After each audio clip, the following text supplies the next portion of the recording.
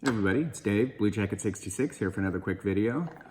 Kind of got an exciting item to show you. There's a lot of Hall of Fame collectors and Hall of Fame autograph collectors here on YouTube, and I've got an item that I think is probably would be considered unique in that department. Before we go over that, I have a few, over the last few weeks, a few care packages through the mail. The first is this really cool 2020 George Brett short print. That's from Jeremy IP TTM.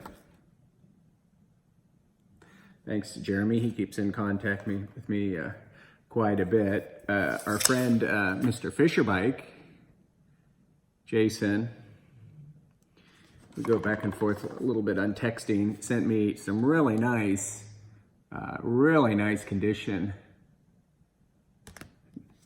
1967 tops.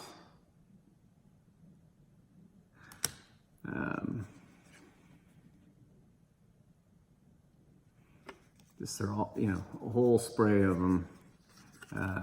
It's really nice. Tommy Davis, Bud Harrelson, I certainly remember playing for the Mets. Really nice 1967 cards, along with some George Bretts, some 84 tops, several George Brett cards. They go into my ever-growing George Brett collection. So thanks to Jason for that. Also our great friend, JY, sports card guy, sent me a couple really cool things. This is a Bowman's Best. I think that's a 95. Joe Montana, who was our kind of playoff hero, I believe in 93, where we made a good deep playoff run.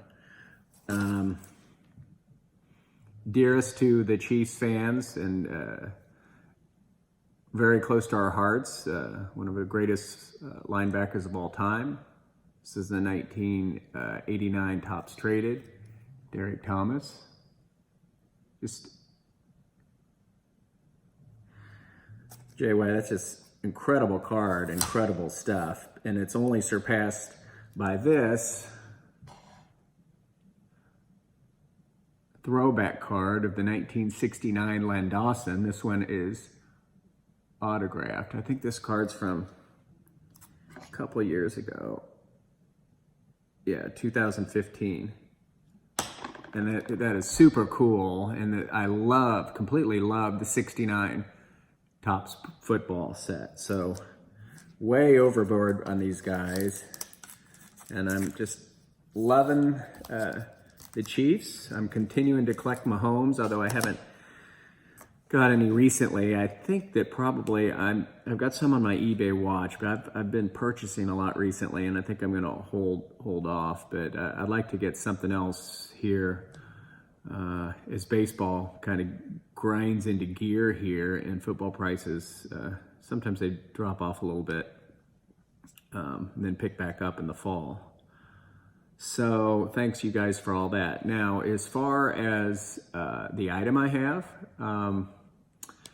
it's an autograph of a Hall of Fame front office gentleman, American League president.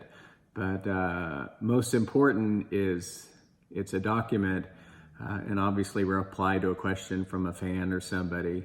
But it's extremely interesting, and I've witnessed a lot of historic events in my time, both in sports as well as just U.S. and world current events. I'm just seeing a lot. I was born in '62, and I've actually, been alive during a lot of things, but I've actually witnessed a lot of things, whether it's, all three of 1973 Secretariat's Triple Crown runs to, Aaron 715. I've just witnessed a lot of stuff.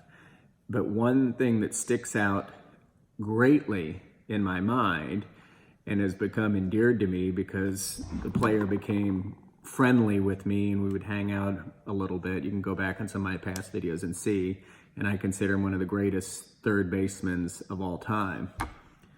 But as far as this cool document and autograph I'm going to show you, let's tee it up with this. Uh-oh.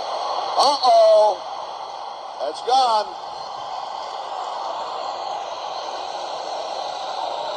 And now the Royals have the one-run lead.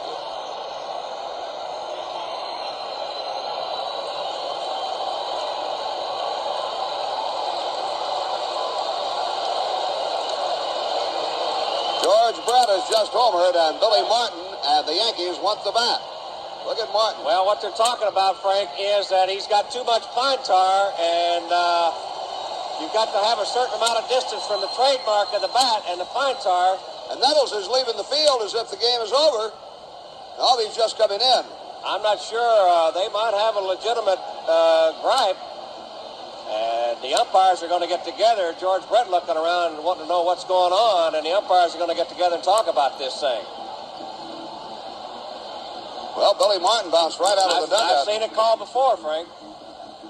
You are not allowed to have a substance of any kind above the trademark. And I can't tell from here because everybody's huddled around the bat. I cannot tell from here if it's up too far. And now they're feeling it, see, to see if there's some sticky stuff around there. That's Nick Bremigan with the bat. This is going to be an interesting call. Well, Brett isn't sure whether he has a home run yet or not. Now the umpires are going to walk away and talk about this and go over the rules and examine the bat.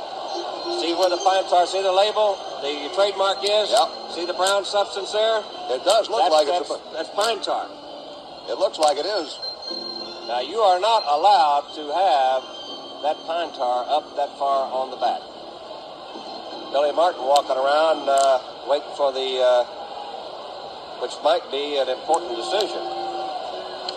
First time in a long, long time I've seen the umpires huddle this long and have a meeting over it.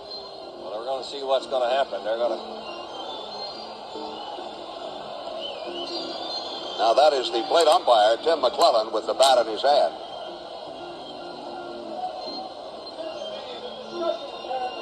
Now they're going to measure it across home plate. Well, I've never seen this. I never have either. I don't know what they're measuring. They might be going to call George Brett out. Well, he is with it. He's out. Yes, sir. Brett is out. Look at this. Brett is out. And Demon mad. He is out and having to be forcibly restrained from hitting plate umpire Tim McClellan. And the Yankees have won the ball game 4-3. Brett is called out for using an illegal bat or with the illegal substance on the bat. Like I said, I have seen this before, Frank, and Gaylord Perry just took the bat away from home plate umpire Jim McClellan. Okay, that essentially was a milestone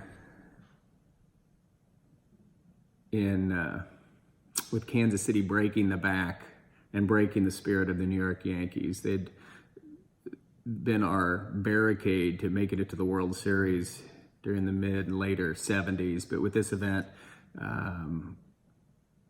the American League became more dominated by the Royals. We're in 2 World Series then in 80 and 85. So let's just look at what I have here.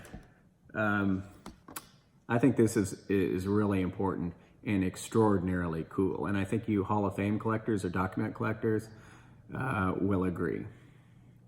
This is a letter from American League President Lee MacPhail, Jr., who is of course, in the Baseball Hall of Fame. And it is, it's a certification by PSN DNA. And here's the letter. I will read it. It's ultra cool. It's to a Ronald, I won't say, it's to Ronald W.K. I won't say where he lives, but because it does have his address on here. And the reason of this letter is the pine tar game ruling. Dear Ronald, my feeling is that the rule was put in to prevent the spoiling of balls. The clubs were losing a lot of balls because the pine tar was getting on them, and they'd have to be thrown out in batting practice and everything else. So they put the rule in and put a limit on how high the pine tar could go. But the pine tar, in Brett's case, had no effect on the distance that the ball could travel. The pine tar had nothing to do with the ball going out of the ballpark. I don't even think the ball touched the pine tar part. I hated to overrule the umpires, and that's what MacPhail did. He made the final decision and called the home run good. I hated to overrule the umpires, but in my opinion, we should follow the intent of the rule and the spirit of the rule, not the strict ruling of the rule. The intent of the rule had nothing to do with the effect a home run or affecting a ball that was hit that didn't even hit the pine tar. Sincerely yours, Leland MacPhail Jr., American League President. I know we got glare here. So, I have a lot of autographs and Hall of Fame autographs. I wouldn't say I have a lot of documents per se, but what I do have, I am absolutely thrilled with this Hall of Fame autograph that it is, autographed by Lee MacPhail, who was the American League president, who overturned the umpire's decision to call Brett's home run no good. The home run was good. The game resumed. The Royals won and went on to a lot of victorious seasons. So, what do you think about that? Pretty cool. The George Brett pine tar incident, as explained by American League President Leland MacPhail Jr. You guys have a good day. Talk to you later.